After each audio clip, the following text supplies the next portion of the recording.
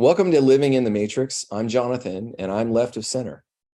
And I'm Rich, and I tend to lean a little bit more to the right. But the bottom line is together we try to look for the balance of what it means to be human in today's world. All right, let's get started. Hey, folks, this is Living in the Matrix. I'm Jonathan. Say hi, Rich.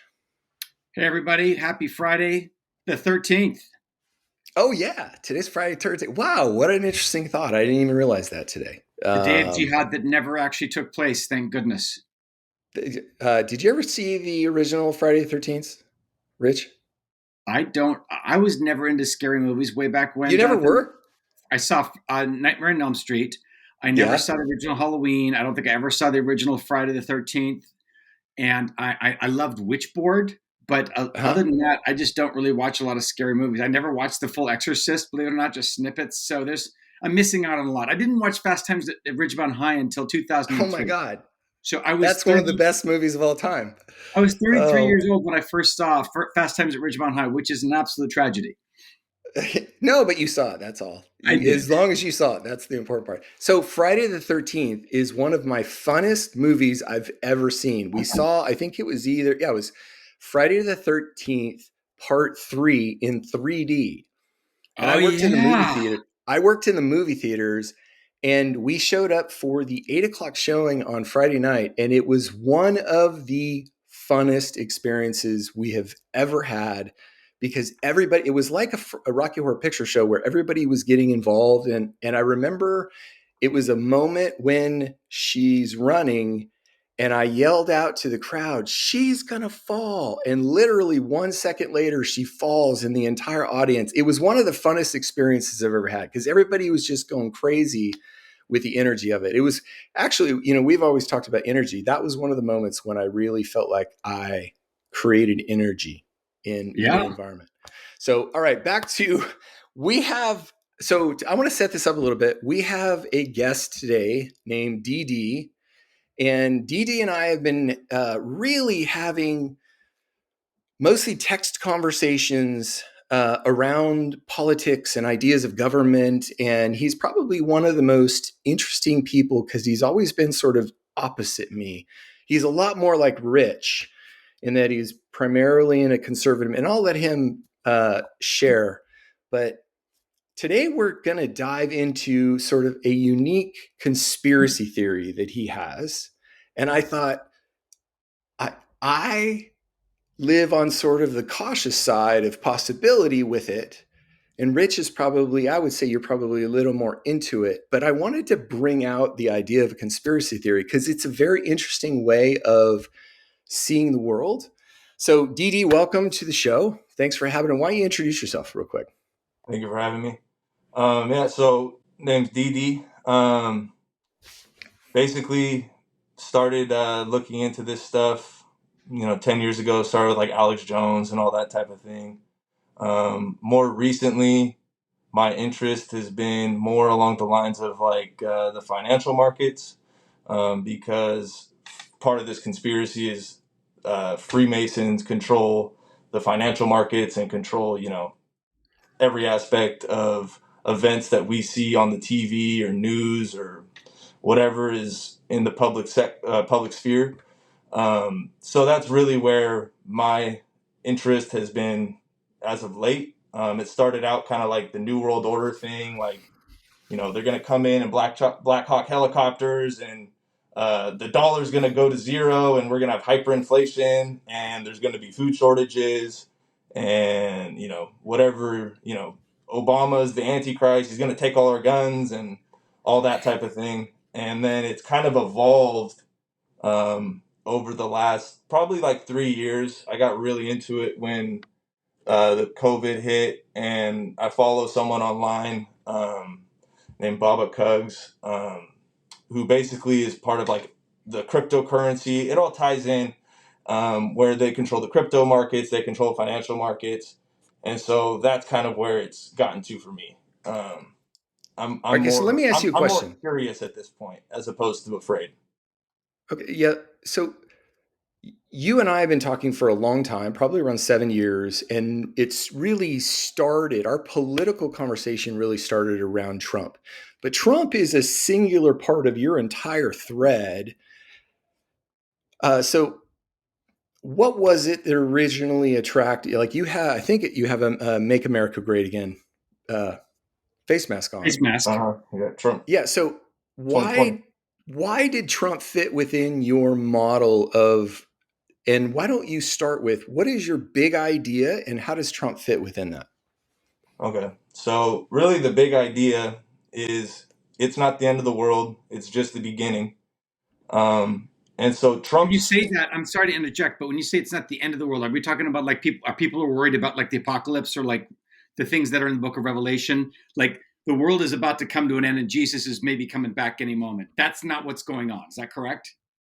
not necessarily that, and I don't think that that's what's going on yet either, but basically just this whole idea of like kind of like being afraid like the Blackhawks are coming in and the dollar's going to go to zero and life is going to change. We're going back to the Stone Age. They're going to do an EMP and we need food storage. We need rice and beans and all that type of thing. So like like the metaphorical end of the world. Um, and so on the other side of that, it's just beginning as far as it's a whole new way of doing things and everything is going to change, but it's not a bad change in my view, or at least you could really part of my main theory or main idea is that you can decide for yourself if it's going to be a good thing or if it's going to be a bad thing, and so it's really up to you and your perception of the events. A lot of people are going to actually think it's the end of the world, which is part of why I think it's important to share this idea or these ideas to comfort or reassure or just at least give an alternative perspective than what is going to seem like definite reality as far as there is going to be a big change and a lot of people are going to have a hard time, Who are going so to that is be going to the biggest negatively impacted? Who are the folks that this isn't going to be a good bit of good change? It's actually this is bad. Is it going to be the higher ups or who's going to suffer the most and realize this is actually not a good thing? so for people, so where Trump comes into it is my theory is he's going to come back and he's going to take on kind of like a fascist role. And so for people who don't like Trump, they're gonna, think it is the end of the world. And for people who do like him, they're gonna think it's great. But the other side of that, on a bigger, like macro level, everyone in the world is going to appreciate the change because it ties in with the financial system crashing. Like the dollar's not actually crashing; it's getting really strong, and that hurts the rest of the world. And so Trump comes in as a savior and is going to fix that problem. And that's kind of like the great reset that they all talk about is this reset into a whole new system and a whole new way of doing things. But I they thought the have Great to. Reset was a bad thing. I thought Klaus Schwab and the World Economic Forum were trying to create a Great Reset, which says you will own nothing and you will be happy. You'll have limited travel. You're going to have, you're going to have money, health, food, and other resources dictated to you as as a globally distributed process, and get used to it. That's what my understanding of the Great Reset is. Am I wrong? No, that's accurate. But when that I mean that's what they call it. But the other side of that again, the whole nature of this idea is dualistic in nature, right? Like so I said like you could choose it, and it might be helpful if I just kind of do an overview and then we could kind of get back Go so ahead. we're not getting too much into the weeds as far as Yeah. because all of this stuff is kind of like tangents from the main idea. Well, I wouldn't say um, the Great Reset's a tangent. I see the Great Reset everywhere. I mean, that's not a rabbit trail. It seems like the Well, Great let's let Reset. them tell the story and Yeah. then we'll pick into it and Okay. we'll kind of follow up with questions. so today as we mentioned is Friday the 13th, and I requested that we do this discussion on this day for a reason because it's significant regarding the Knights Templar. And so this story basically begins with the Knights Templar regarding Masons in control, all that type of thing. Freemasons control everything. Because it started with the Knights Templar. They're the ones that created what's called fractional reserve lending, which before that time point, you needed a one for one backing in the financial system. And so with that creation, you were able to grow the economy and grow the world because you could basically, through the process of alchemy, create something from nothing, right? They only have, in fractional reserve lending, 10% backing the underlying assets that are being lent abroad to grow the economy. So that's where you have bank runs. People go to the bank and they can't all withdraw at the same time, otherwise it'll crash the bank. So they created that, and with that, the next transition, like with the Great Reset, the final transition is to get everyone onto a digital currency. And so the Knights Templar worship Baphomet. All right, it may get kind of abstract, and I'll try my best to keep it easily digestible. But basically, they worship Baphomet, who is a symbol for wisdom. I translate wisdom as being related to technology. And so, knowledge, the tree of knowledge in the Garden of Eden, wisdom, technology, all of these things are interchangeable. And at the deep root of Freemasonry and Gnosticism is the idea that you could become a god. And in the modern day, how one becomes a god is getting the microchip in your brain, merging with AI, paying for things with your hand, using medical technologies to live forever, that type of thing. And so that's how it kind of ties back together with the digital currency. This is just one stepping stone to becoming godlike. It's going to be you pay for it with your hand or with your head. You can't buy or sell without the mark. So that's AI technology if you have it in your brain, or it's just a payment technology if you just choose to have it in your hand. And so basically, the reason why I say that it's not the end of the world, it's just the beginning, is because the Freemasons aren't evil. They're not. Their goal, yes, they want to be in control of everything, but they're not trying to like Satan's goal isn't to kill everyone, right? His goal isn't to end the world as we know it. His goal is a spiritual deception. And so the spiritual deception since the Garden of Eden was you can be like gods. And just like in the beginning of the Bible with the Tower of Babel, that's essentially what they're trying to recreate in the modern era with the one world government and all of these things. The digital currency, this is to set up for a utopian society.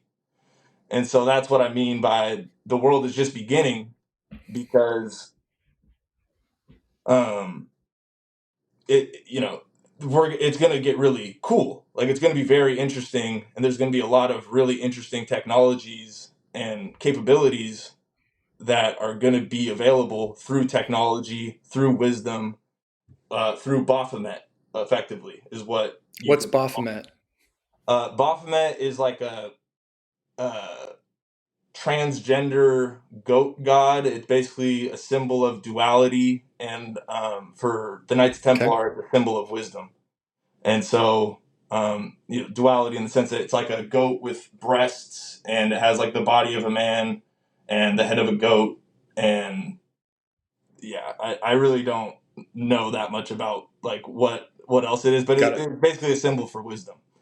Right. And I perceive that as technology, interchangeable. And so, really, their goal is to have everything watched and under control. And, because you can't have a utopian society without that. And that's where the digital currency comes in, like you touched on with the Great Reset. Like, they want to control everything. They want to control your medical, all of those things.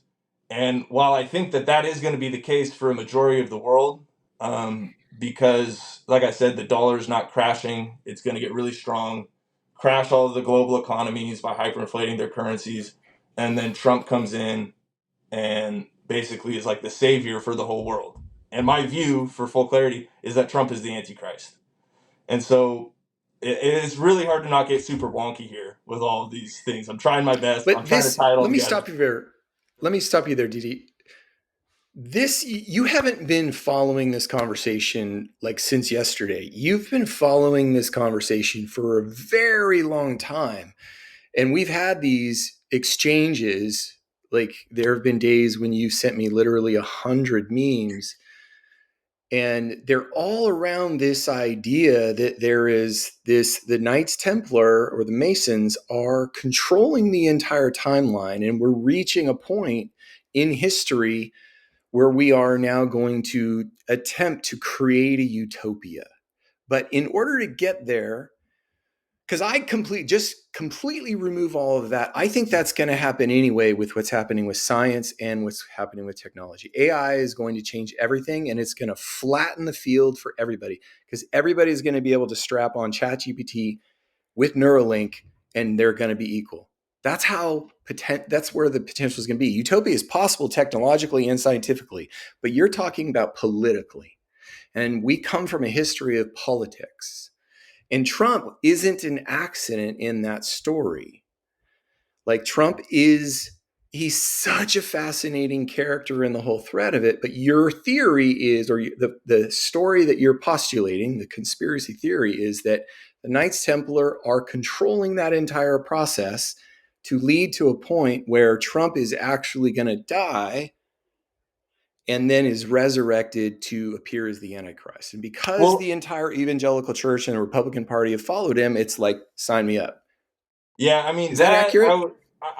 I put that event, like I know what you're referring to. Mm-hmm. I kind of say that tongue in cheek. Like if he did get assassinated for he's Okay, been so it's not indicted. literal. It's not No, I literal. mean it could be literal, but I would put that Okay. probability at like a 5%. Yeah, I don't Like want to that's put kind of words like in your mouth. yeah, Well, that's the kind of book like of a Revelation, small. Jonathan, talks about something who appeared to have died, then came back, right? Well, So that's there the is, prophecy. Yeah, yes. that's why I ask that, is because the Revelation's prophecy is for the Antichrist to die and be resurrected or come back to life. It's to mimic Jesus. So that's why I just want to clarify. And basically, what you're saying is that's a possibility, but that's not a requirement. Yeah, Okay, exactly. from And what like you hear in the story. Got it. for me, with that reference to the beast, like I think that could be Trump, or it could just be America, or as the Freemasons call it, the New Atlantis. Okay. So Yeah. whether it looks like America is the end of America, and like China's going to be number one, and then America Mm-hmm. usurps China once again.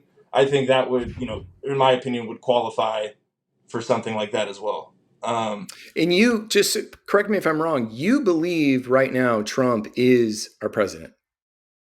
yeah, yeah. Okay. Why do you think that? Basically, kind of like following the idea of like the art of war type of thing, or like Mm-hmm. or more so like Machiavellian Mm-hmm. kind of dynamics, where Trump the goal is to get Trump to become a fascist dictator because that's going Mm-hmm. to lead to a rebellion, which then foments the New Age ideology and creates this Okay. idea that we're all one, and that's their goal to bring us together, but not Mm-hmm. under God, under worshiping man and our technology, and it's like kind of a gradual transition to Okay. that.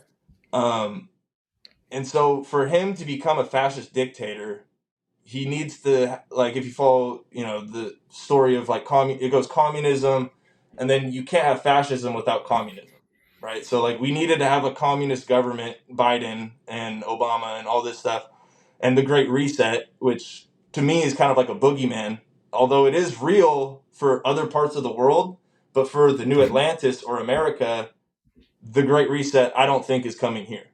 I think that's where Trump comes in. He does, he's defeating the Great Reset, and it leads to spiritual deception in the sense that Christians who like Trump, are going to think that maybe he is, maybe he's the Messiah. Like that's what, uh, Darius, they call him Darius. Yep. yeah, that's what Israeli Jews are kind of calling him, and especially we have this conflict in the Middle East. So, um, if he comes back and he brings peace to the Middle East, that's kind of like, and he builds the third temple. I don't know much about that, but they talk about him building a temple and all this stuff. Then he gets into the dynamic of, being like a Messiah for the Jews who don't believe that Jesus has come yet. Mm-hmm. And Um, the other thing that is important to mention, I sent it as a video. According to a lot of people that are looking to Trump to be this de facto president, is he signed an executive order, Jonathan, back in like 2018. And Mm-hmm. basically, what the people are saying is that the corporation that is the United States is actually belonged to England, And he came in and he changed all that on paper with executive orders.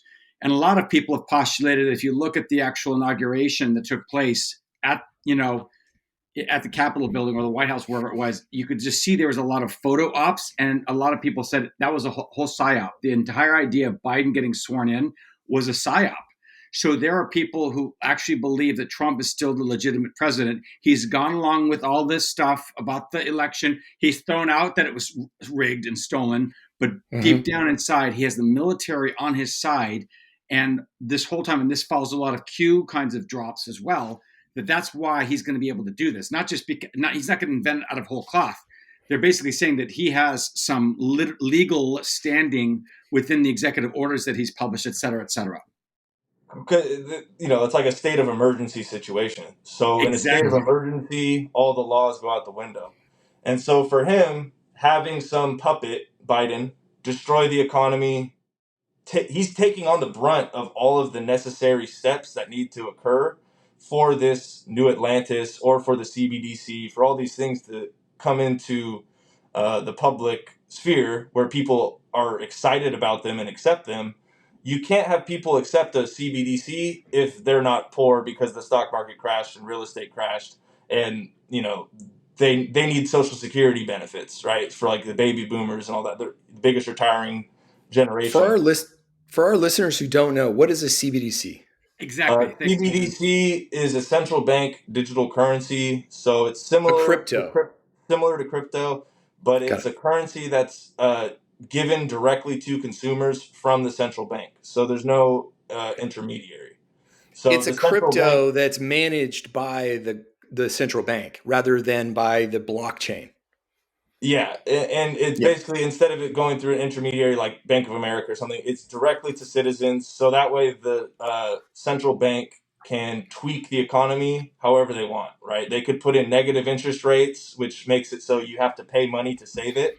So Oh my gosh. if they Right. want to stimulate the economy, they'll do negative interest rates, which aren't possible really without this digital currency. And so again, that's where it Yeah. ties back to Knights Templar. This is the final fruition of alchemy led to gold, where they're going to create this utopian society, but they need to have full control of the financial system first. And so that's where the Hmm. CBDC is useful, because the central bank can really, right now they just have one tool, the interest rates, up and down, whatever. And or they could buy back their own debt. They have limited tools. But once they have a CBDC, it puts them in full control. They can watch everything and know the spending habits, collect a bunch of data. So there's a lot of dynamics to that are useful in tweaking the economy however they want it to go.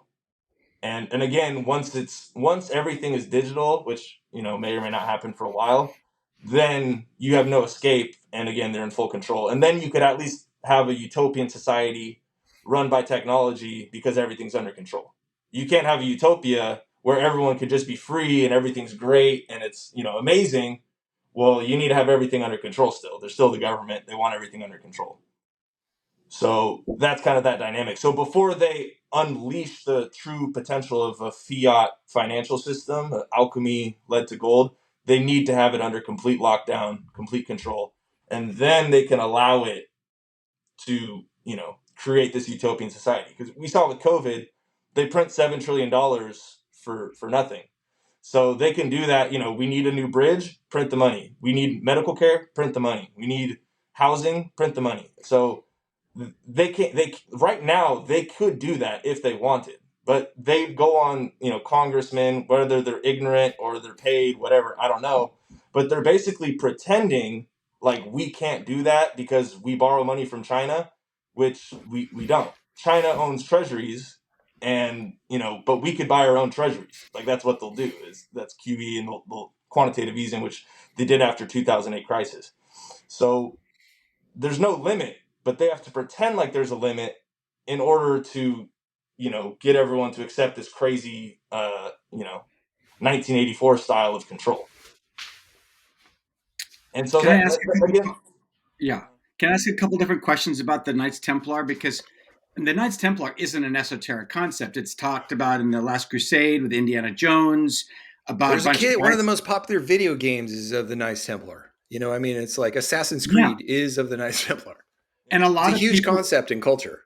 Yeah, a lot of people felt like they were part of the Crusades. They were amazing, but they had amassed a lot of power because of this fractional banking. Hmm. The church wasn't really a big fan because of the power they'd amassed.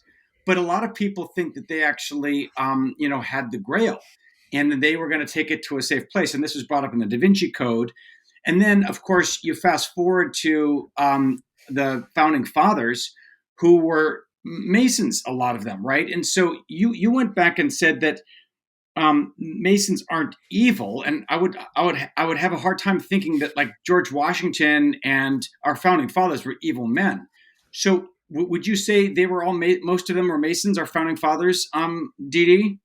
Yeah, yeah. I mean, yeah, and from the before our country was, colonized, the idea of a new Atlantis was, being shared amongst the leaders, cult leaders, or whoever was in control at the time. And so this has been, a long going plan since the inception of our country. And it's founded through rebellion, and that's the whole thesis of the new Atlantis, is it's founded through rebellion. Whereas where it comes back full circle with Trump, they needed Trump to start a rebellion to create this new age, connection, because it's basically like connecting against the common enemy. So, so it's controlling everyone that way. Let me let No, me let me take a quick tangent here. Trump is the ultimate puppet if what you're saying is true. Like if you really look at it from that lens, Trump is what is his thing? Give me all the praise. He's the perfect puppet. And he had this perception, like I ever since I've started talking to you, I've started to recognize like what if even Trump was orchestrated? Because the reality is the Knights Templars probably control the financial system. If they can create any scenario. They can create an Elon. They can create a any kind of billionaire. So it's because they control the financial systems. They orchestrated all of the railroad systems, and it's from the financial system controlled all that. And if that's true, Trump is the ultimate puppet. Why do you guys like him? Because you two both love him. Why do you guys love him? I personally, I don't love him, but I think that he's going to improve the economy. Like, I love him because he wants to crash the stock market, and he wants to crash real estate, and I want to buy real estate, and I want to buy Yeah. stocks. That's a So, good reason. so I like that, right? So I don't like him as a person, and I Okay. think, and again, like So, the in other words, Masons, what you're saying is it's pragmatic. You don't have to like Trump, which I agree with. I don't like Trump, but you like what his policies and thinking do to create opportunity. Is that true? yeah, like the metaphor I use, or simile, whatever, is like the same way that Germans really liked Hitler because he improved the economy. Like a lot, Yeah. Well, he's a yeah, that's the popular guy. reason. Yeah. Yeah. So Yeah. that's the same reason. Like I understand he's going to become a fascist dictator, and there's going to be a lot Hmm. of control mechanisms and all that, which I don't like that, but I like it more than our current system now. And so Hmm. I, take it with the understanding that like I can buy stocks, I can buy real estate, I want to buy some land, have a family, and fascism typically is big on family values and, old school, it's like people call it like sexist and stuff like, or misogynistic and stuff like that. Um, so I like it old school. I like all those, traditional values. So I personally, that's just what I like. But I just want to make this opinion clear that even if Trump isn't necessarily being controlled, like someone's in his ear telling him what to do, my view Hmm. is the Masons have this plan, but God is ultimately in control, and God has put it in their hearts to do all these things to fulfill biblical prophecy. Okay. So, so Trump, like in the Revelation, it talks about the whore of Babylon, or the prostitute, Hmm. and the beast kills the prostitute. So the prostitute is the Vatican, and then that rules through Hmm. England, and then America was under English rule up until this executive order with Trump. And if you followed along, the in 2020, Rothschild died, so that's the finance. The Pope died, the main pope, Benedict. and Yeah, then but Benedict died. yeah, and then the Queen of No, he England was died. he had already resigned, right? Oh, you mean Pope John Paul II died, or which one? I don't know I think it was Benedict, but I don't know for sure. But he just died in 2020. I think he Yeah, that died would in have been December. Benedict. Yep, And he so had because resigned, and Francis had taken over, but he died. That's correct.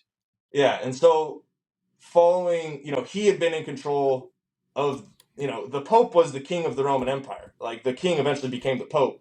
And so that's who was ruling the Roman Empire up until this transitory period from the age of Pisces into the new age of Aquarius. So that old system was gone when Trump signed this executive order. The Queen, symbolically, the Queen died, the Pope died, Rothschild died.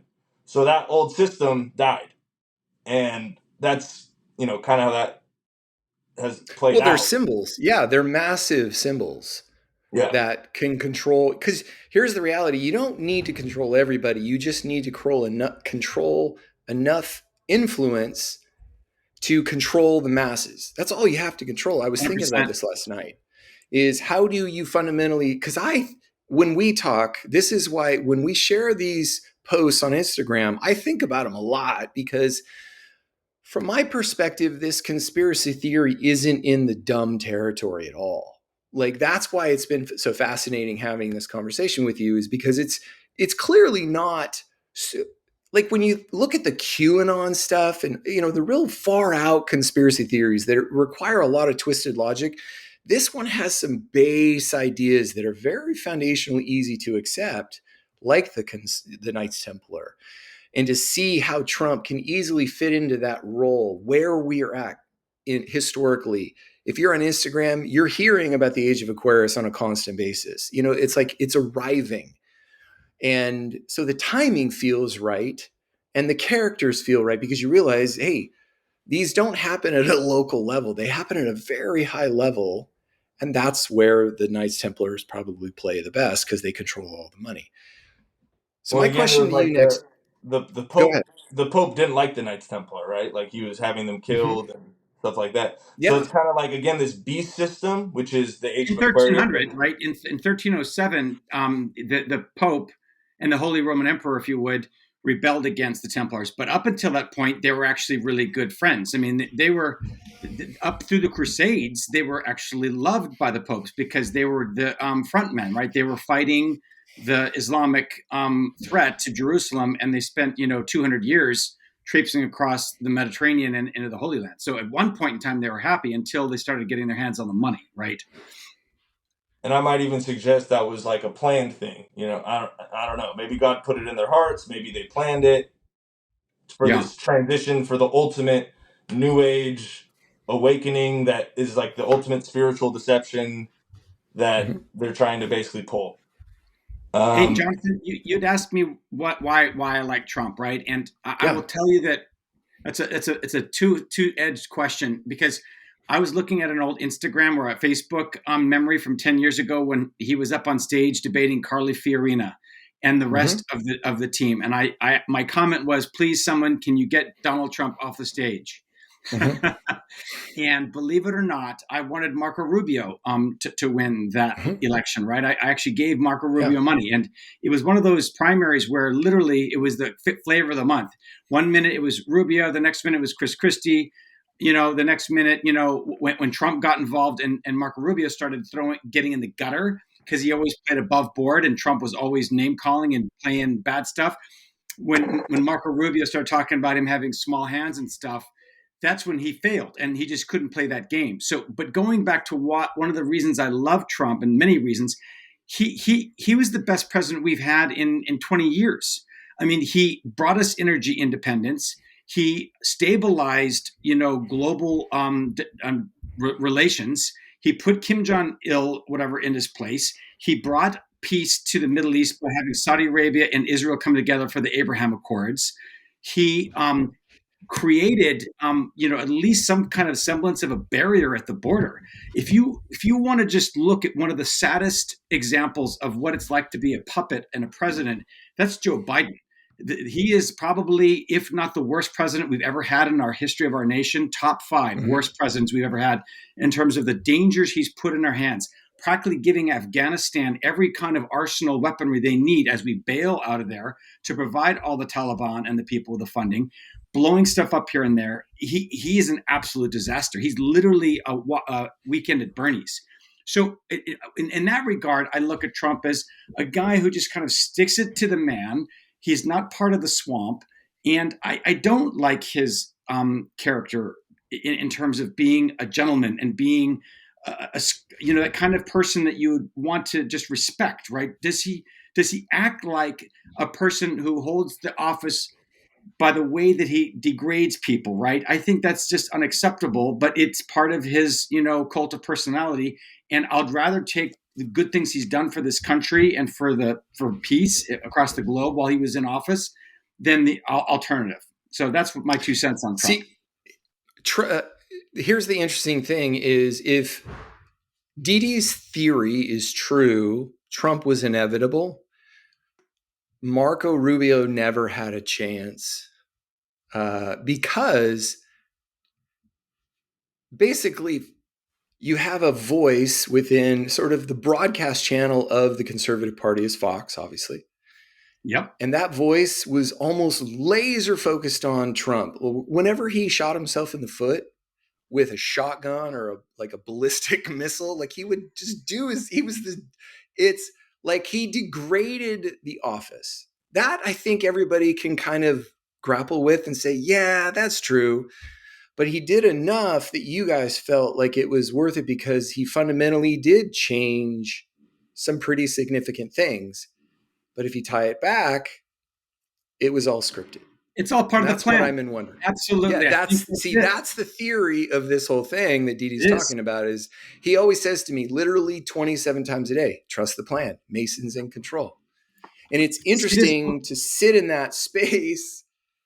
Yeah, so it's interesting to sit in that space and recognize that the Mason, if you live in this space where, wow, it is controlling, because realistically, how many people really control the world? It's the media companies and the congressmen, basically. You need to control the media money. are controlled. We actually know this. No, I know that, but the people who are at the top BlackRock and are Vanguard the and State Street. BlackRock, State Street, and Vanguard. Those guys all own each other, and they're the majority stakeholder of every massive corporation that we're a part of. Those three institutions control the freaking globe. Right. It all comes back to the money. So, and that's where, fascism is corporate and government merge. So it's perfect for what we do. Yeah. Didi, why does the dollar have to get out of the way? That's been a common thread that we've talked about for a long time. Why does the dollar have to go away? And how does that happen? How much do you know of the plan to see how it happens? So the dollar gets out of the way because you need a neutral reserve asset, because Trump has gone on record saying he wants to weaken the dollar. So we want to be able to have a weak currency to have competitive exports. So right now, we can't sell anything to China. They sell it to us. Whereas if we had a weaker currency than China, our exports become competitive again. But that's one component of it. And the other component is just on a global scale, what they're about to make evident is that it's unsustainable, because having a reserve asset that's tied to a government like America is going to destroy everything. And so they need a neutral asset that sits in the middle that can still allow the economy to function, but has no relation to any government. So right now, World War III is kind of basically starting. And so in that environment, the dollar is going to get really strong because it's all over there. It's in Europe, it's in Asia with Taiwan, and it's in the Middle East. The only place that it isn't is here in America. So but aren't we seeing people move away from the dollar? We're seeing it move away in Russia and in oil-producing countries. I think India's moving away from it. The BRICS, the Brazil, Russia, India, China, and I don't know what the S stands for, but there's this new consortium of people. There's Saudi Arabia. South I Africa. think you're right there, Jonathan. South There's this Africa. big It's South Africa. concern Saudi how the Arabia did dollar join is. them. Yeah. So tell me about that. Isn't that not going to be a concern? So the reason that they're doing that is because, well, one, we put sanctions on Russia, and so they've always known that. And that's part of it. Is when they use the dollar, they're subject to the sanctions because they hold all their savings in dollars. So we just stole all their savings that were in dollars, which using the SWIFT system, which they don't like. So that's one component of it, and the other component is the fact, like in Iraq recently, they just stopped their citizens from being able. I think it starts in January of 2024, but they passed a law where the citizens can't change their Iraqi currency to dollars anymore because the dollar is getting so strong. So they're putting stops in place to try to prevent the dollar from destroying their currency through hyperinflation and trying, because if people are changing their local currency for dollars, that's crashing their local currency. And so these countries aren't doing it from an offensive standpoint. They're not trying to attack the dollar. They're trying to defend their own local currency from the strong dollar. So they want to cut ties with America and not be doing business in dollars, because if they continue to do business in dollars relative to their local currency, it causes That's it. hyperinflation. Yeah. Brilliant. So, Yeah, Greece right now is at so 69%. what's that? Greece right now is at 69%. Oh yeah, Yeah. exactly. So Inflation? Yeah. Oh my God. yeah, Yeah. They're yeah. always the worst. I mean, they're like one of the worst offenders in the world. They in They are. 2008 they were going to crash. They're terrible with money, but it is what it is. Travis, so the as you shared, the dollar has to see that to me is why the conspiracy theory is credible, because of the reason. It's like but it's an orchestrated reason. The dollar is being hyperinflated in order to crash the entire system. Yeah, That's your theory, right? pretty much. Yeah, it's similar to like in the Great Depression where there was deflation and they had to revalue the gold to bring the dollar down because the dollar was getting so strong that it was destroying the prices of, you know, crops and whatever other commodities, and so they had to revalue gold because they had to devalue the dollar somehow, and so that was kind of how they stopped the deflation in that scenario. Um, Do you think the central banks are worried that they're not going to be able to control that exchange between the dollars of the world and the new crypto, whatever system they use? Do you think that's a concern? Or do you think that's already pre written? it's all pre-written and planned. So like everything that we see is just a narrative. So like this dollar thing occurring wouldn't have happened Mm-hmm. without COVID, wouldn't have happened without the Russian war, wouldn't have happened without all these destabilizing events. And so it's all, it's really hard to really like grasp the big picture. And that's why I was even saying with like the Templars and the Pope, it could have gone all the way back then for this beast system to take over the horror system that was run by the Pope. And so now it's the Templars back in control and who they control the money system and yada, yada, yada. And so I think the replacement is XRP. And that's kind of where my interest got piqued during the COVID thing. Was XRP there's like riddles and all this weird, kind of like QAnon, but it's regarding crypto. And it all ties back into occult knowledge and Freemasonry. And so that's basically like, XRP. yeah, so that's basically their, like I said, like the neutral thing that it's decentralized, is not tied to a government in any way.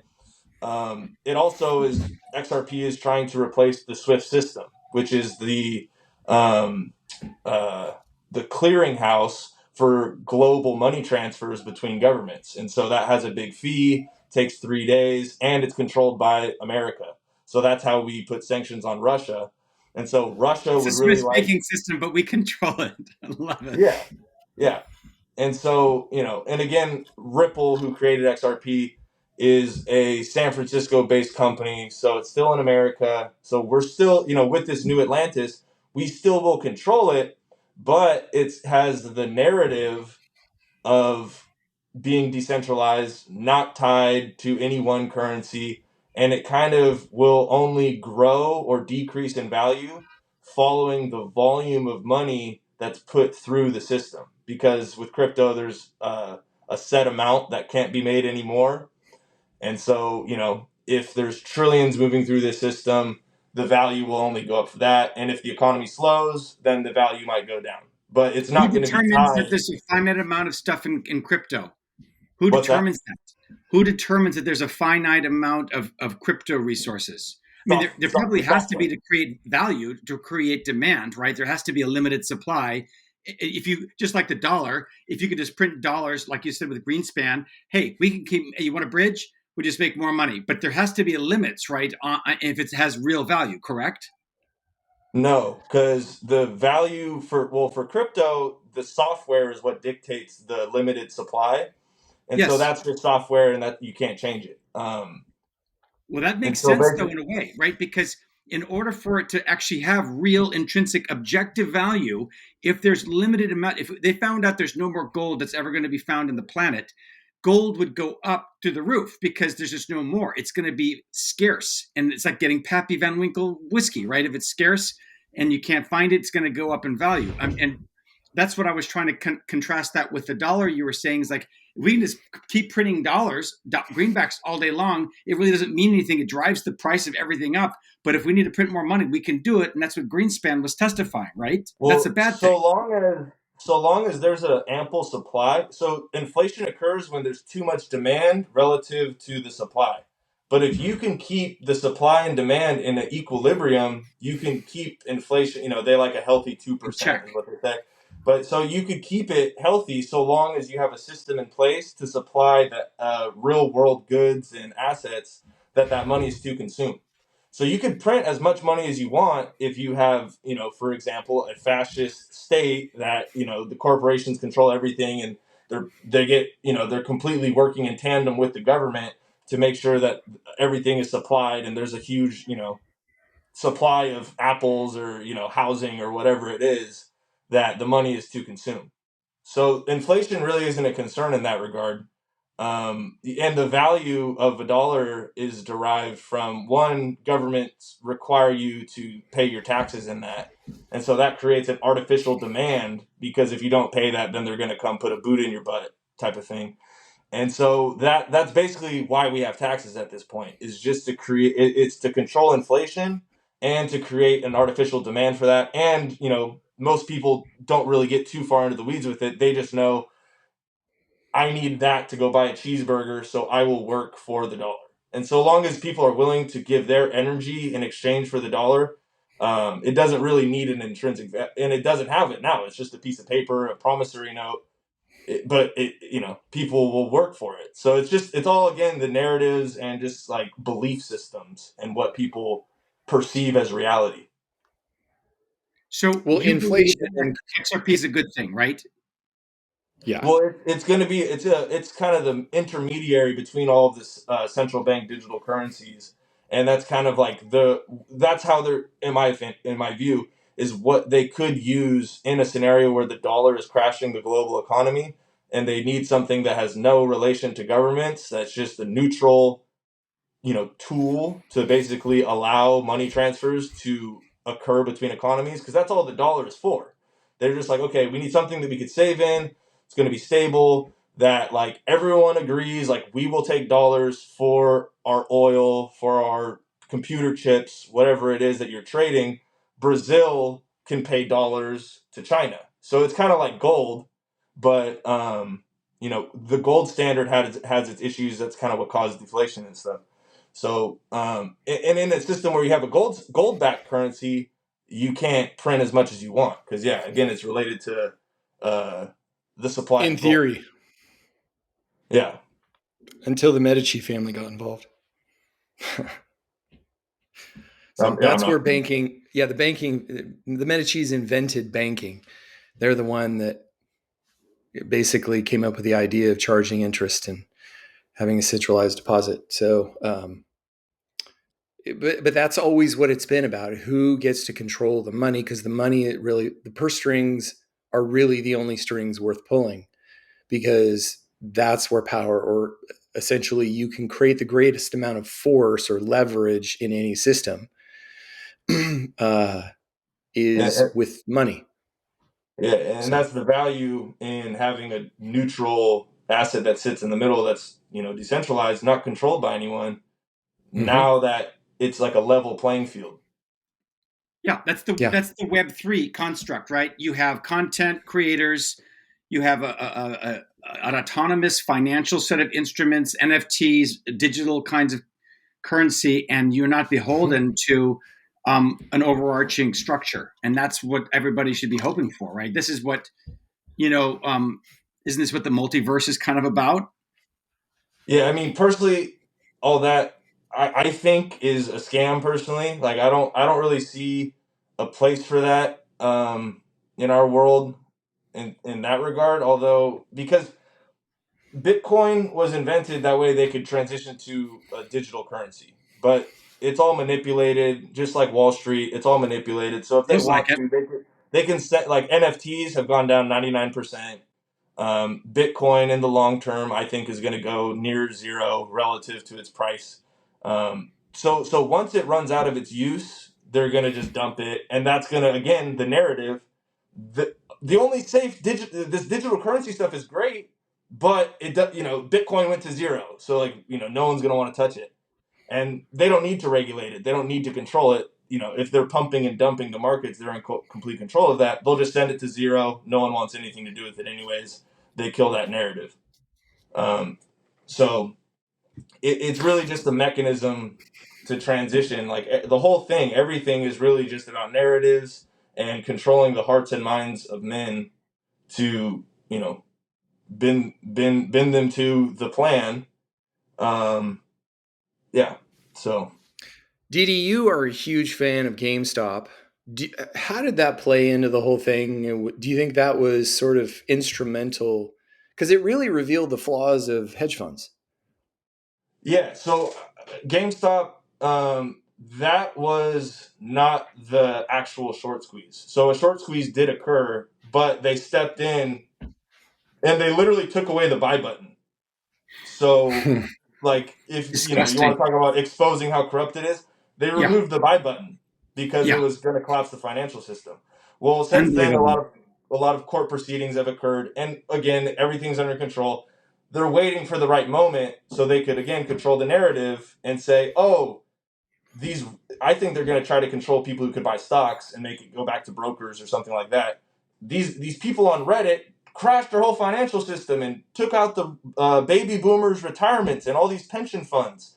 And so, they're going to, pump it again, and that will be the end of the financial system, basically. Or, well, it'll crash the stock market. But you think it may not crash it, but you think it was instrumental in revealing the fraud within the system because hedge funds are, they're a tricky device.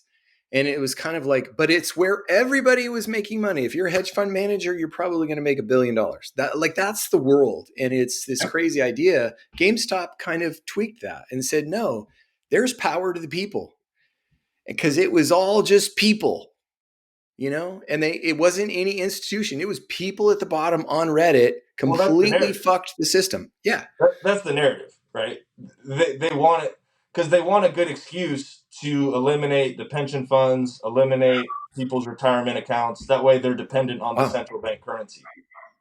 And so, yeah, like that's what they said, but we don't have billions of dollars to throw at GameStop, right? So it's really it's a controlled demolition, and they're using that narrative for their demolition so they don't have to take any accountability. They're going to blame people who invest in GameStop or people who invest in Bitcoin for destroying the stock market and financial system because they don't want to take any accountability for the fact that it's built by these people who run the hedge funds, right? They Mm-hmm. run it on corrupt practices. Like that wouldn't have occurred if they weren't illegally naked shorting the stock, creating fake stocks out of thin air that exist in the in the dark market where which is completely illegal, but that's how they manipulate the stocks, and that's how they always win, and the house always wins, and everyone always loses.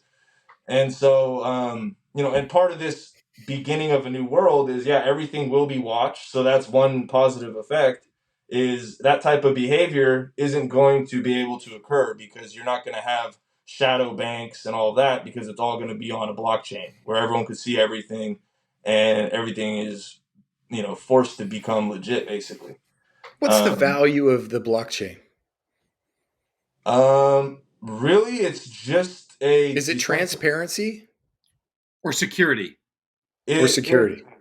it's both of those, but it's also mostly, I would say, just the decentralized nature of it, the fact that it's not controlled by any one entity. And so that's Okay. really attractive, like for people like Russia, or if you're Mhm. America and you want to have a weak currency, well, you could unshackle your currency from the burden of having to support the whole world and keep the world economy steady, and you could begin to devalue your currency just like China devalues their currency. But if we Hmm. started trying to devalue our currency intentionally, like that would cause a lot of problems for us mostly too. So We're used to being rich. Yeah. yeah, yeah, I So mean that's basically. where do you think we are in the storm? It's basically just beginning, and it'll be over, pretty shortly. A lot of people won't be Before able the to end of the tell. year? Yeah, I think between now Rich. and December is going to be kind of like the climax of all these events, in my You view. should see your Um, eyes, Rich. He had you caught for a second.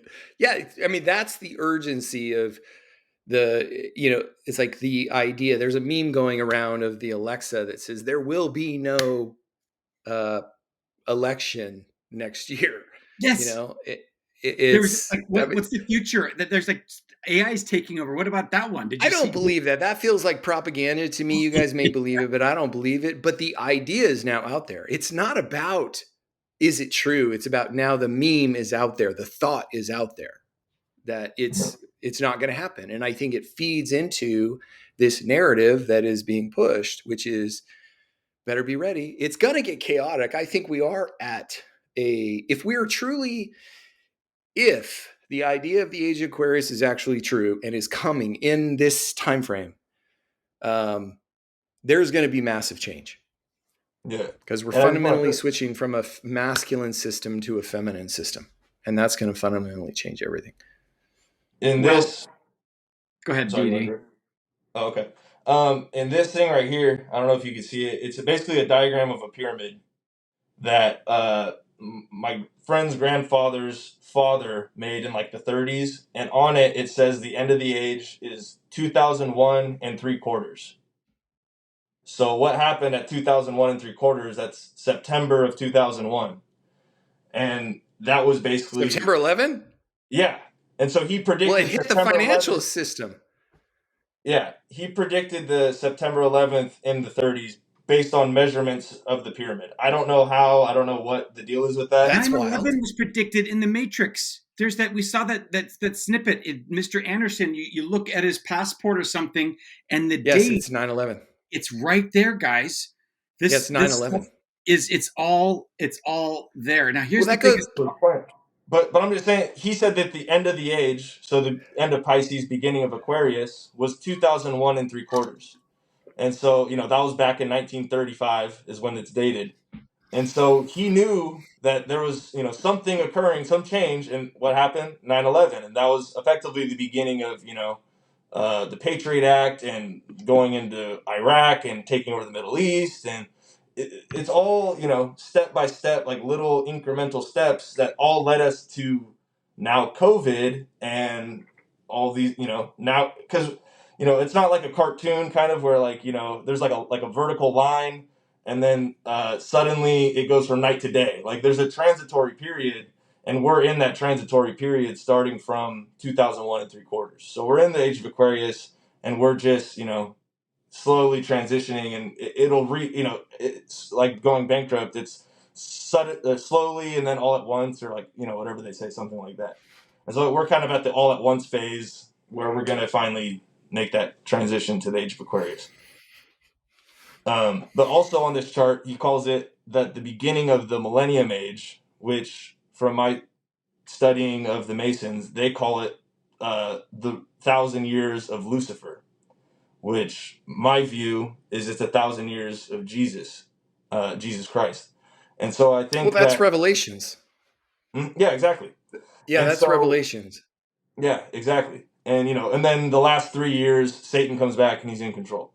Um, and so I think that that's kind of like the main thing that I try to drive home is just that, like, we have a choice, and knowing that everything is controlled, that to me is kind of like comforting in a weird way. I'm not trying to like cope with it, but it's reassuring, and because it's ultimately God's plan, and He's put it on these people's hearts to fulfill His prophecy.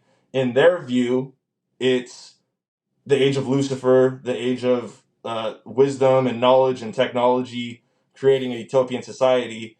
But I also think it provides the opportunity for love, and because times are going to get really hard, and so it brings back the necessity. We're going to need each other again. We've been very independent because of the technology, and you could go that way, and you could become super independent.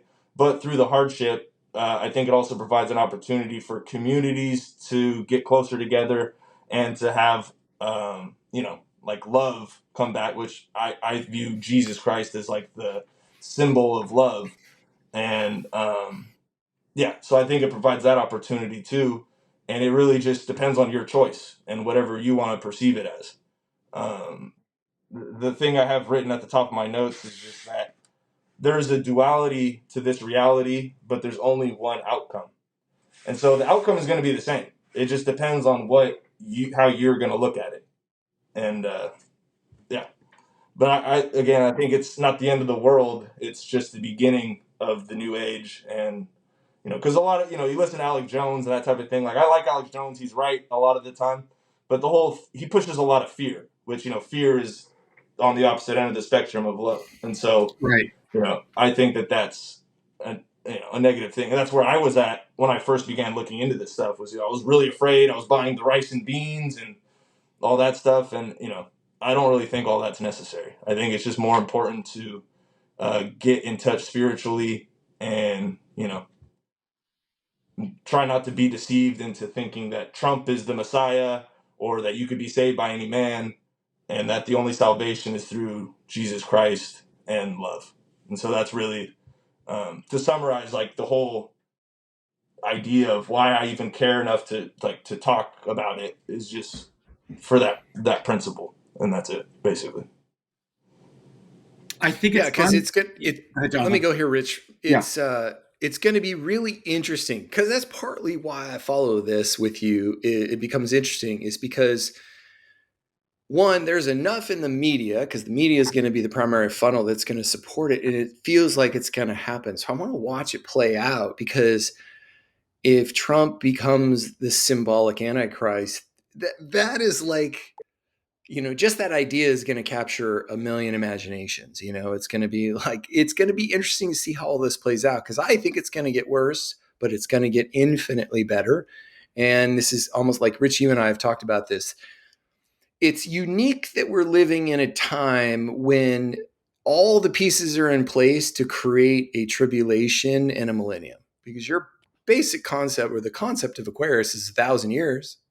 So it's like, is it a metaphor, or is it kind of real? Because that's religious history. A lot of people understand that concept, and to watch it play out in our lifetimes, potentially, that's kind of the unique part of it, is that it is unfolding, and there's major players that can potentially make it happen. And I think that's why when you get into the Twitter and the Reddit groups, you're like, and get real hardcore into the QAnon stuff and all the conspiracy stuff, you realize that a lot of it's true for reasons that some of it is true. Trump did win. It's like there's enough evidence to support it. So to me, it's interesting that it's going to play out, and we're going to kind of get to watch it happen.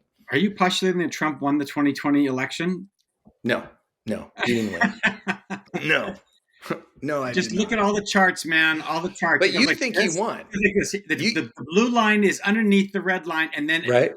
in the middle of the night, it goes like that, dude. You can't. It's undeniable. It's like science. There's it's Occam's razor. The most valid explanation is the most simplest to understand. It's manipulation. It was 100%. rigged. no, it's COVID Manipulation. related ballots 100%. had been mailed in. It's a simple answer. Oh And yeah, they if there all was exactly got fraud mailed at at the a same exact time. Even though we have video cameras of people driving in at 3:00 in the morning with truckloads of stuff. It's So, all on camera. Rich, answer this question for me. Do you think Trump won? Yes, Okay. I do. And Dee Dee, you think Trump won too, I think right? he was robbed. Well, I think every election is rigged, and this one was just made public so that way they can get rid of public elections with a valid reason. That's what people are saying is that there are, like Flynn, I think it was General Flynn was saying there probably won't be a 2024 election. Or just ever again, like if Trump is a fascist dictator, then he doesn't want to have elections. That would be a So, bad reason to do that. Yeah, if that were the case. and I mean, but it's the reason that people would happily accept that reality, at least his supporters. They'd be like, yeah, they stole it from him. If he gets the House and he comes in through impeachment and all that, never again. We're never doing an election again. They're going to rig it every time. No more elections. Like people So, would be like, Jonathan, sweet, also to be fair, like sounds I good. I'm actually not fully convinced that he was robbed. I just like to throw it out there and be a little controversial. But I mean, I Mm-hmm. just wanted to throw something out there. You had these people named Sidney Powell and the My Pillow Right. guy. They're talking about Dominion and the whole thing. Hugo Chavez. They use the Right. same machines, and then none of it came to anything. If the system was rigged, every judge will throw it out and say summary judgment. There's no case here, right? So the left can say, of course it wasn't stolen. There's no way it won. On the other side, it's like there was a lot of funky stuff that took place that didn't make a lot of sense. He lost out on core areas that were bellwether for him that went out of Mm-hmm. nowhere. But what I'm getting at is it's very similar to something that says the vaccines. Oh my gosh, they're unhealthy. If you said that 4 years ago, you were whacked out. You were whacked out, right? Now Mm-hmm. it's proven beyond a reasonable doubt that there are massive amounts of side effects that have come with the vaccines, whether it's myocarditis, whether it's menstrual flow, whether it's on Right. turbo cancer. And people are now starting to come out of the woodworks. People that represent universities and have real, careers that could be imploding if it's looked in the wrong vein. And now it's becoming more mainstream. And what's crazy is that 4 or 5 years ago, it wasn't. It was completely insane. I think the more and more we shed light on some of these things that weren't conspiracies, or were a conspiracy, now become a little bit more palatable, right, and more reasonable. Mm-hmm. Well, I think that's the thing that's so interesting about the entire conspiracy theory idea of it being a controlled plan by the Masons is one, it's a very interesting story the way it's orchestrated. Like Trump is a unique figure. I don't like Trump personally, but he's a fascinating character. I watched The Apprentice for probably 4 or 5 years. He's a fascinating person He is. because he's so flawed. He is. And that's not a bad thing. I mean, I have a background in film, and flawed is awesome from a television and conflict perspective, from a drama perspective. He's a fascinating character, and it's just for me there was enough valid reasons to support what actually happened, which is that Biden won by the votes. And I agree with you, Dee Dee. Biden is a complete puppet. It's like most people voted for Biden, so Trump wouldn't win, not because of Biden. Like Biden was the worst of the category, He but was. he was He the didn't even puppet. campaign. Biden hung out in Right. his Yeah. basement. Then they coked him Yeah. up. So he got really excited for a couple times on stage and became actually a little bit more lucid. Hmm. And actually had for a Yep. couple debates at least, he looked like he was a normal kind of person. But I mean, if something's happened to him where if he was up there now, there's no amount of cocaine you could put in him that would make him look like a plausible candidate. But it was perfect timing, and who knows if that was Satan or somebody that was propping him up just for that right amount of time. Because if you gave him a year, if the election was held a year later, he would have been done up on stage. They would have looked at him and they would have been, oh my God, take this guy off the stage. This is not going to be our president, right? He is incapable of See, I running. think that's I see Biden every once in a while on news conferences and things like that. I think that's a caricature, but I think it's a valid one. He's losing his capacity. I know you're gonna take it to that level, and I It's get that. undeniable. Please, I don't think Didi, I tell me agree I'm that not it's wrong. undeniable. I agree that it's there. I don't think it's as bad as Fox makes it sound to be. That's all I'm saying. So Help me out here, it, Didi. Tell me that he's just completely He's not going to offer you anything that changes my 80% of the mind. time. Is he not like completely incompetent? No. Well, I Now, mean, is he losing it? Yes, he should retire. Absolutely. I don't think you'd find a progressive person that didn't agree that Biden's a puppet and Biden should retire. He should not be the candidate. What's going to likely happen is if we ever get that far, which sounds like it won't, is Gavin Newsom will be the guy. So there. No, that's where the elites go because the elites control that channel. So Yeah. Gavin Newsom is bought and paid for. He's He, actually an interesting candidate because he's sort of the wild card. He's very much now he's very woke, but he really tries to do things that have sound fiscal policies, and he's not always right. He ruined the LA basin with homelessness for that was some his of his number one policies. job as governor. That was his number Well, one COVID priority. really made so I was in homeless work, and he didn't really create the LA problem. He exacerbated it with his policies, but COVID really created the Fair. emergency That's a state. fair statement. So, and inflation basically, you know, you're in LA and you have a family of 6 and you lose your house. Where do you go? You go in your car. Yep. So is a sad situation. I just think that Trump is such a fascinating character. If anything, he's fun to watch. Like I personally think he was a terrible president because he creates wherever he goes a state of chaos. Like he likes and he thrives. Like I was He watching the does have a Johnny lot of Depp chaos trial. around him. Yeah, like almost like Yeah, if you think of like the comic book Spawn and like a right, swirling cloud of chaos around him, right? If you could right. make a comic book character out of him, I think that's a fair assessment. So if we get to 2024, let's just say we're off on our time frame, or it does happen the rest, but we get there. Do you think Trump is the candidate, Didi? Do um, you think he's the guy? yeah, I mean, just looking, if everything just carried on as usual, as far as like who I would vote for or who the Republicans choose, I mean, I think either way it would be Trump. Just looking at polling and everything like that, like there's that poll where it's like, oh, he has 52% support now, or something like that. Mhm. So I think he would be the one that would go forward from there. But that's what's always funny to me is just the idea that like, well, if people think that who voted for him think the last one was rigged, why would they want to vote for him again? Or why would they even participate in voting? I don't know. The whole thing it's just kind of like a demoralizing kind of situation. Which again, it's like if he is still president and this is a military operation, which is my view, Mhm. why would he want to lose that election? Like, why would he purposefully make it? He lost it. He made it look. If he's in control, he's made it look rigged. And now he has Biden, who everyone thinks is a puppet, taking us to World War III, crashing the stock market, creating inflation through, bad energy policies with oil. Mhm. And so he has like this perfect scapegoat. And, my view, I'm going to get really, out to Pluto here. Yeah, Um, it's your I, opinion. That's I, I fair. think, I think the guy who we see as Biden is, if this is military, it could be CIA operatives just wearing a mask, and that's why what they show on Fox News looks so ridiculous. Like he bumbles and dabbles and like can't find his way off stage. There's Trump has made fun of him. Like there's stairs on this side and there's stairs on this side. Like I don't really care how senile you are. Like you don't have to like. I think that they're just putting on a big show and they're trying to make it so ridiculous that like people are screaming at their television and like can't believe what they're seeing. Well, the point is to collapse the system. Biden Exactly. is perfect for that because he's ruined confidence on the left.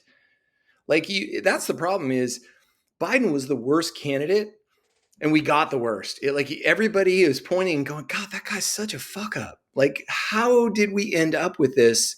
And so as we go into the next vote, it's like, what are they going to serve up? He's like the last of the boomer generation elites. That's like, we just want to hold on to that last straw, and now it's time. He was perfect for that. If you want to fuck up a government, Biden's the perfect kind of person because he's a puppet. He'll do anything and say anything, and he's proven that his entire career. And along comes Trump as this. I mean, Trump, that's the thing, is Trump is just this bigger than life character. And he says enough things that people still want him. And let's assume half of the 91 things they put on him are true. In the Let's just give him indictment? half. Is that The what you mean? indictments, yeah. Or the Let's charges? assume, right. I think it was 97 or 107, whatever. Let's say half are true. He's going to be the first sitting indicted president we've had. It's an interesting narrative. Like the narrative isn't, like, I'm not a fearmonger. I'm not worried about it. I think it's interesting You mean convicted? because it's, So he's been indicted, right? he's been indicted, but he hasn't been convicted. Right. Yeah. Right. But I don't believe there's ever been a candidate who was in a state of indictment running for president. He'll be the That first. is correct. Yeah, and that's the thing with the Dems were also hoping for, that he couldn't run. They were trying to get him off the ballot, right? And that might So go if you want to collapse the system, it's working perfectly. Well, and it goes both ways. It goes both ways too, because if he were to become president, then everyone who doesn't like him, which is mostly like youth, right? Like, which they, like I said, they want a rebellion, and so the kids are going to lose faith in the government the way that other people who pay attention have lost faith because of Biden, and they're going to be like, "Hey, he's a criminal," and they're going to try to say he's done a coup. You know, if he comes in through House Speaker and all that, they're going to say it's a coup. Then you're communists starting all over again. He's a criminal. He's been impeached. Like, you know, they may not know the ins and outs of everything, but they know enough to go, he was literally like arrested and has a mugshot. And now this guy's our president, and he is using the military to like shut down all the riots because we don't like that he's president. And so and again, he would love Trump if he's in control. He would love riots. Riots are his best friend because then he gets to bring out the military. So let's wrap this up. Didi, what would you say to people who are like afraid of this, just even the idea of this conspiracy theory, because it's fairly credible? What would you say to someone who's afraid? Someone who's afraid? Because you're not afraid. I would just say put your faith in Jesus and put your faith in God, and know that, you know, I say trust the plan tongue in cheek. You know, Mason's in control kind of tongue in cheek, but really at the end of the day, the truth is that God is in control, and that this is his word coming to fruition, his prophecy being played out right in front of us. And so that should give you faith that the Bible is the truth and that what he said is true. Yeah. And so that's really, you know, the moral, you know, morale booster, you know, the positive side of things. Rich, you got any final questions to bring us home? You know, I think there's a lot to digest. The book that I shared with you guys was called Foucault's Pendulum. Let's go back to that real quick. What was that book you put up? Because you put it up. So Foucault's Pendulum is an actual thing. It's an actual thing that it was in the movie, in the show Lost, right? It basically says that you're proving that there's a fixed point in the galaxy. Oh, you did pick it up. I bought it, Rich. Okay, it's not an easy read, but the whole idea of it is that these guys run a publishing house, and they talk to these people who are really rich people who think they've got crazy ideas. They're not really good writers, but they've got money, and so they do this kind of back and forth about trying to swindle these rich guys. But along comes this one crazy guy who's got this grand conspiracy. It's dealing with the Templars.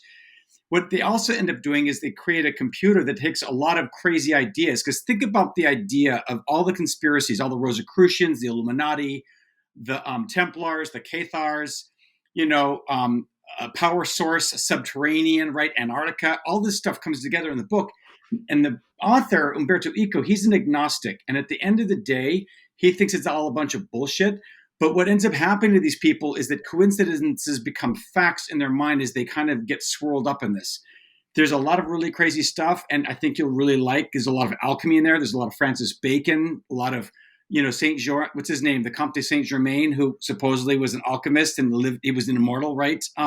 Didi, what I'm getting at is the irony of Foucault's Pendulum is it shows that there's actually a fixed point in the universe, and it shows the actual rotation of the Earth.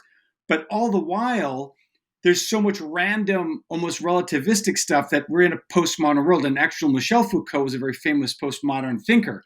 So the beautiful thing is that you've got this fixed point in the universe which shows objective truth, and yet the whole set of stories around it is a whole bunch of conspiracy theories that people are finger pointing. At the end of the day, what I'm going to say is I also love Jesus. I'll actually be honest with you and tell you that the book of Revelation in my mind is 95% already complete.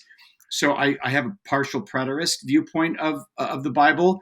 So all those things we're dealing with Jerusalem and Rome and Nero and all those things, and we could talk about gematria all day long. But I believe that if you follow, if you follow the light, you follow Jesus, you'll be good to go. I think that at the end of the day, there's going to be trials and tribulations. I think every generation has thought that the end was nigh, and follow the course. Have your true north is what the Stockdale paradox would say. So Admiral Stockdale, right, Jonathan, in Good to Great, he was in Vietnam, and all of his cronies that were captives with him were waiting for the next 4th of July. Oh, they're coming in Christmas. They're coming at Easter. We're going to be okay. They're just around the corner. And he didn't believe that. They got very depressed and despondent. And he was just focused on true north, which is like, hey, I got my faith. We're going to get out of here. That's it. It's up there. That's where I'm aiming. That's where the object of my faith is here. Kind of like a sailor would be pointing to true north on the Polaris. And that's how he dealt with being in Hanoi Hilton. And so that's where I'm hanging. It'll all be all right. Yeah, Nassim Taleb said in his book Anti-Fragile that the black swan, that the concept of a black swan is always unpredictable, but they happen over and over. And so you look for the pattern, but they're never the same. So you can never predict them, but they're going to happen. And I think that's what Revelations is probably likely. When it's all looked in hindsight, it's probably go, oh yeah, that looks just like Revelations, but it's not what we imagined. So the black swan will probably be something that surprises us all, because we're now talking about aliens. Like aliens is part of a conversation in the American public now. Like most people believe that aliens are actually here. It's like, it's crazy to think about that we've gone that far, but you never Didn't you know. see the Like, map there, Jonathan? The map of the what's that? globe and all of it highlighted about all the Yeah. countries that are talking about aliens. It's all Mm-hmm. America, a little bit of the UK, none of the globe is talking about aliens, just us. Right. Yeah. Well, Meaning we've that always had a fascination with our it's Area a psyop. 51. It's Yeah. part of our lore as the United States. I mean, going back, all the movies of my whole childhood was filled with movies of aliens coming. It's always been part of our narrative. But now in hindsight, oh, guess what? It's part of the plan. So it's all, like why, like going to why is what's the yellow character guy that's imagined everything that's happened? It's on TV. It's the longest running cartoon show on. What's it called? The Simpsons? Simpsons? Simpsons. Yeah. Remember how the Simpsons has prophesied everything? There has Well, been. the theory is because the Knights Templar or the Masons they've controlled that. That's how they eke it out, is they tell you, you just don't see it. Like in the Matrix, the license of 9/11, that was them being sneaky. That's how they do it. So we're now seeing all the rabbits, the hidden rabbits. So all right. This has been one of the most fascinating conversations we've ever had, because it's one of our truths. So we do people living outside of the status quo. Dee, you definitely live outside of the status quo. And I know that you live this the way of your life. Like this is who your life. So it's fascinating to be in discussion with you on and hear all of this. Thank you for coming. To all of our listeners, please subscribe and review. Let us know how we're doing. We had our first guest actually recommend a guest to come on the show. We connected and it was fabulous. So for the people who do that, please, thank you. It's super helpful when you recommend someone. And this next guest that we're going to have in November is going to be absolutely amazing. Thank you to everyone. And any final words, Rich? No, obviously, so I was thrilled to be part of this. The conversations that we've had via text and the knowledge you got, Dee Dee, is great. And I'm actually hoping to get a lot of comments and additional conversations out of this. Sometimes a podcast alone can create an entire set of content for another podcast. So I'm looking forward to, Yeah. kind of learning what that looks like, kind of disseminating different things and seeing what happens. I'm really excited for the ride, and thanks for being on our podcast today. It's been awesome. Yeah, Absolutely. for Thank you for having me. anybody who wants Dee Dee as a guest, contact us. All right. Much Well, you love, can. everybody. This has been Living in the Matrix. Take care.